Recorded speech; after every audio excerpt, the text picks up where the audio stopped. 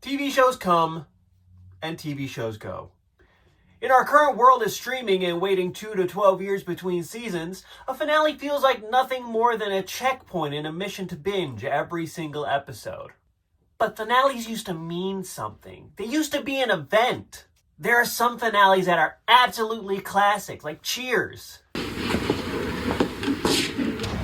Sorry, we're closed. R.I.P. Norm. Some silly ones that make reference to the lead's old shows like Newhart.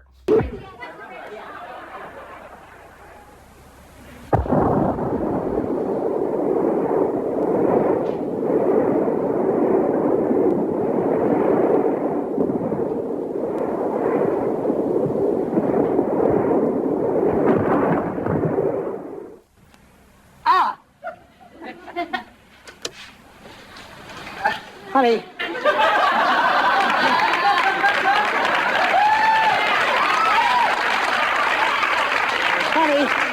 Honey, wake up. You won't believe the dream I just had.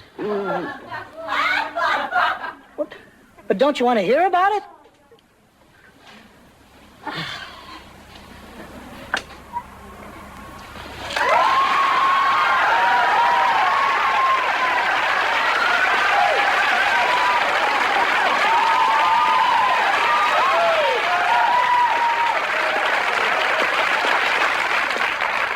All right, Bob. What is it? There are some finales that are so absolutely infuriating that they ruin any attempt at a rewatch. I'm looking at you, How I Met Your Mother.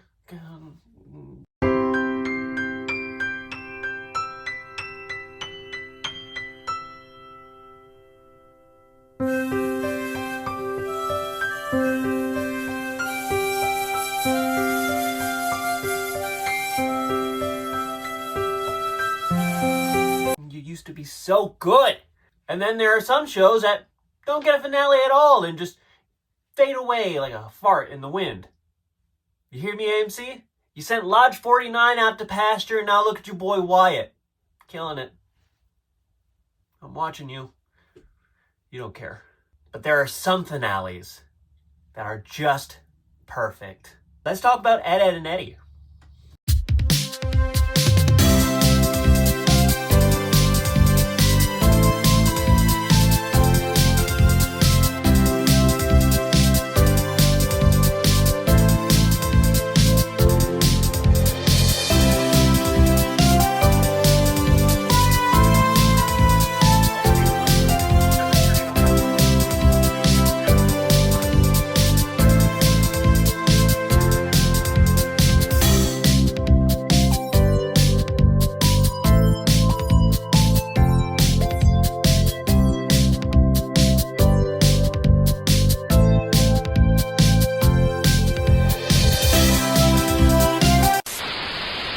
Ed, and Eddy was a cartoon created by Danny Antonucci, allegedly on a dare. You see, Danny didn't make cartoons for kids because not all cartoons are for kids, you selfish little so-and-sos. Before bringing the Eds to life, Danny made Lupo the Butcher, a 3-minute short film about Lupo, the Butcher, and the Brothers Grunt for MTV. Neither of these shows are kid-appropriate, which led a friend of Danny's to dare him to make a kids show because he thought Danny couldn't do it. But Danny was like, I can do it. Fuck you. That's how he talked. Filthy mouth. Enter Ed, Edd, and Eddy.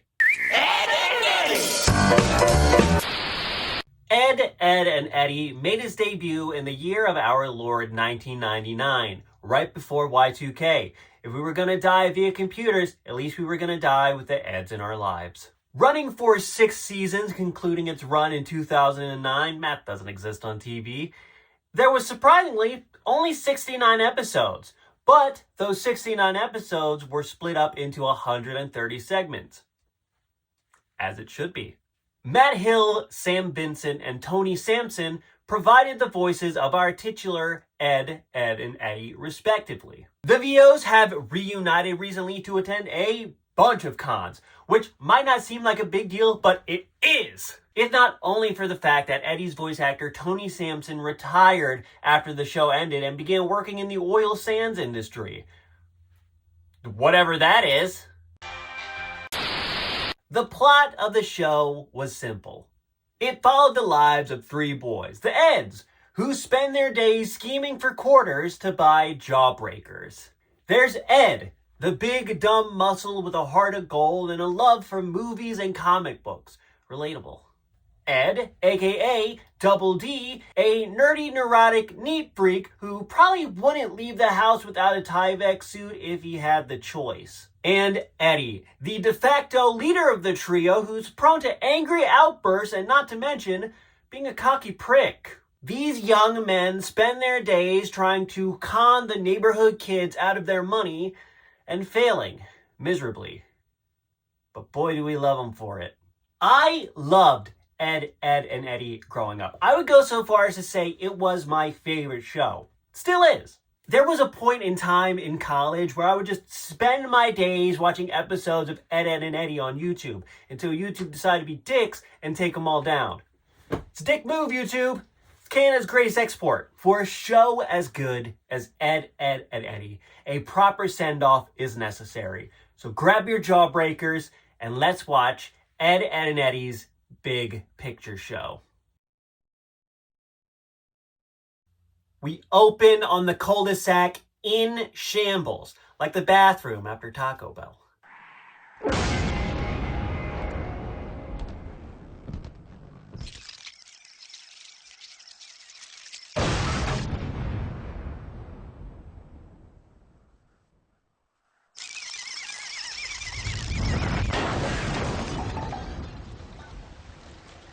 The Eds have pulled a scheme and it has backfired big time. I'm pretty sure there's a body count. The neighborhood kids are after them, so the Eds are on the run. They have no choice. Rolf is after them. After narrowly escaping the clutches of their cul-de-sac comrades, Eddy suggests finding refuge and protection from his older brother. The only problem is, he doesn't know where his older brother lives. Equipped only with one postcard from his brother and the power of Ed's Flintstone feet driving their getaway car, the boys set off to find Eddy's brother. But the Eds are not alone. Not only are Rolf and his pig after them, not only are Kevin and Naz after them, but they are being hunted down by Captain Melonhead. Meanwhile, Double D is trying to piece together any concrete information about Eddy's brother from Eddy's inconsistent, rambling, glazing stories about him. Oh, also, Ed's little sister Sarah and her BFF Jimmy aren't involved in trying to murder the Eds to death, but they do want to have a picnic to watch. Nice little picnic. The Eds are wandering aimlessly in the middle of nowhere under the completely knowledgeable direction of Eddy. What could go wrong? Double D is probing Eddy about his brother, and Eddy says since his older brother is a big old jokester, that he would probably be found somewhere involving pranks. Great, bud. That narrows it down. Hey, let's all hustle down to the set of Jackass 5. I'm sure he'll be there licking ants out of Steve-O's ass. Ed suggests a conveniently nearby gag factory that was advertised in one of his comic books. Unfortunately, after a series of shenanigans at the factory, they don't find shit. Nothing. But wait! Eddy claims that his brother was once a whaler. Convenient. So Double D deduces, hey, this guy must live by the sea. So they build a boat and ride down a river to try and get to him. You know, because that's how that works. But oh no! The river ends in a swamp and their boat gets destroyed. Who saw this ending badly? Not me. Ed and Eddy trick Double D into thinking that they both sank into a thing of quicksand. You know, like a bunch of dicks. You know, Double D is a soft boy, but he is filled with rage after finding out that his bros played a mean trick on him. Double D is so mad, in fact, that he's like, you know what? Fuck it. I'm gonna go back to the cul-de-sac and let Kevin and Rolf beat the shit out of me. Ed is crying because the band's breaking up, and Eddy is pissed. At first. Then he also cries and starts to beg Double D to forgive them and come back and be their friend again, which Double D does because he's a people pleaser. Relatable. Hey, what are Kevin and Naz up to? While chasing after the Eds, Naz gets tired of Kevin being a douchebag, caring more about his bike than her well-being. So she throws his bike up into a tree. Hey, fuck your bike, Kev. Literally, get right up in that, get all up in that bike. Uh-oh. The Kanker sisters want to save their reluctant boyfriends and abduct Kevin, Naz, and Rolf. Holy shit, these bitches got Rolf, but he's the son of a shepherd. The Eds have located a scenic coastal theme park called Mondo A Go Go, which matches their postcard. Have they found Eddy's brother? Maybe. They conclude that he has to work here. And he does. He even lives there, inside of a trailer, shaped like a whale. Weird. And we finally get to see Eddy's brother after not seeing him all this time. Except for that one time. Kinda. But, oh no! Eddy's brother does not live up to Eddy's hype. He's actually an abusive asshole who does nothing but bully his little brother who wants nothing more than to be liked by him. This changes Eddy's entire character, and the neighborhood kids realize that. They intervene and put the smackdown on Eddy's brother. Eddy expresses his remorse to his bros and the cul-de-sac neighborhood children. The others forgive Eddy and now accept him as one of their own. But, oh no, again! Johnny, as Captain Melonhead, comes out of nowhere and beats the shit out of Eddy. Bad move. Johnny is now on the shit list. All the kids, except for Johnny, walk off into the sunset as friends, and the Kanker sisters give Eddy's brother mouth to mouth.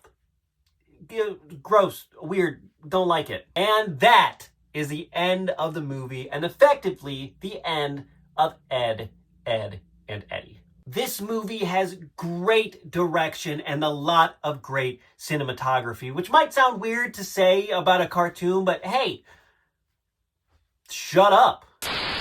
It looks so good, the backgrounds and the camera movement. It still feels like the show, but amplified, but not too amplified. It's not like The Simpsons movie or the Bob's Burgers movie, which are both phenomenal movies, but they feel like movies. You know what I mean? This feels like the show, which makes it the perfect send-off. Like I said, the voice actors for the Eds have reunited and have been on the con circuit, which I love for them. This show is a constant in my life, and I will continue to love it probably until the day I die. My name is Travis, and this is Wonder Nerd. Hey, do you like videos about movies, TV shows, snacks, etc.? Well, then consider subscribing to the channel where I make videos about movies, TV shows, snacks, etc.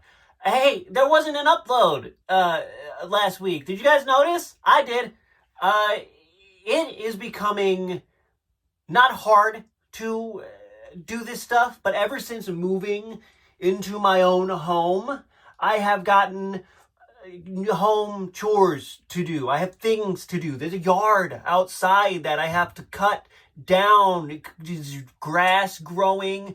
I have to grocery shop and buy things like monsters so I don't get sleepy during the day. And it's a little difficult right now to fit YouTubing into my schedule. I'm hoping that eventually I can find my place, but uploads might be scattered here and there. So I might miss a week. I might miss 2 weeks. But it's only because I want to make my videos as good as they can be so that not only do you guys enjoy them, but I am proud of them. Because there are some videos that I've made, they kind of suck. But thanks for sticking around. Thanks to the new subscribers who've popped up since my last video was uploaded. How you doing? I want to get to 1,000 subscribers at some point. I'm not really going to put a time stamp on that, but to get to 1,000 subscribers would be pretty fucking cool. I hope you guys enjoyed the video. Like I said, Ed and Eddy is one of my favorite shows, of all time.